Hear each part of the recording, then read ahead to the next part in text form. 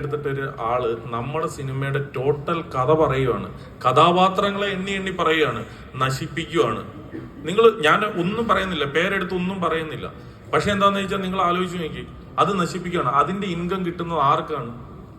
അല്ലെങ്കിൽ ഞങ്ങളുടെ കഥാപാത്രങ്ങൾ അതിന്റെ പേരെടുത്തെല്ലാം പറയുമ്പോൾ ഞങ്ങൾക്ക് യൂട്യൂബിൽ നിന്ന് അതിനെ റിമൂവ് ചെയ്യാൻ എത്ര നേരം വേണം? ആക്ച്വലി നമുക്ക് അതിനുള്ള എല്ലാ ഫെസിലിറ്റീസും ഉണ്ട്, പക്ഷെ നമ്മളത് ചെയ്യുന്നില്ല. പക്ഷെ ഇതിന്റെ റീച്ച് പോയി ആദ്യം 50,000 1 ലക്ഷമായി 2 ലക്ഷമായി 5 ലക്ഷമായി 5 ലക്ഷം പേര് കാണുന്ന, അല്ല 8 ലക്ഷം പേര് കാണുന്ന ഒരു വീഡിയോയിനെ ചിലപ്പോൾ ഒരു 10,000 പേരെ സ്വാധീനിക്കാൻ പറ്റും, 20,000 പേരെ ചിലപ്പോൾ സ്വാധീനിക്കാനായിട്ട് പറ്റും.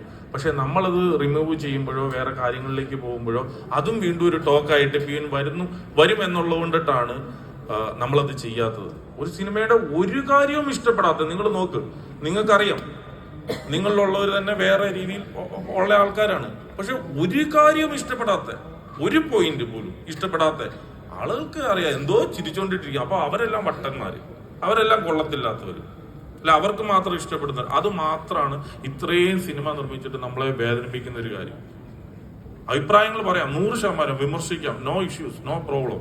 പക്ഷെ നമ്മളൊക്കെ അത്ര റിസ്ക് എടുത്തിട്ടാണ് ഈ സിനിമകൾ നിർമ്മിക്കുന്നത്, ഈ പ്രൊഡ്യൂസേഴ്സ് അല്ല. അപ്പൊ നമുക്കൊരു നല്ലൊരു കാര്യം വരുമ്പോൾ ഞങ്ങളും അതിന്റെ ഒരു എൻജോയ്മെന്റിൽ കൂടെ കടന്നു പോക്കോട്ടെ. അതിനെ ഞങ്ങള് തകർക്കരുത്, ചെറിയ കുറച്ച് ആൾക്കാർ ചേർന്ന് തകർക്കരുത്. അത് മാത്രമേ ഉള്ളൂ. നമ്മുടെ ഒരു അപേക്ഷയാണ്.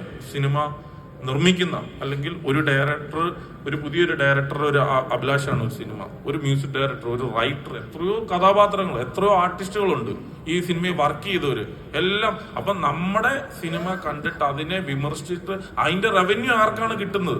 നിങ്ങൾ ആലോചിച്ച് നോക്കിയാൽ, നിങ്ങൾക്കൊക്കെ ഈ ചെറിയ യൂട്യൂബ് നടത്തുന്നവരുണ്ടല്ലോ, അതിനൊരു ഇൻകം ഉണ്ട് അല്ലെ?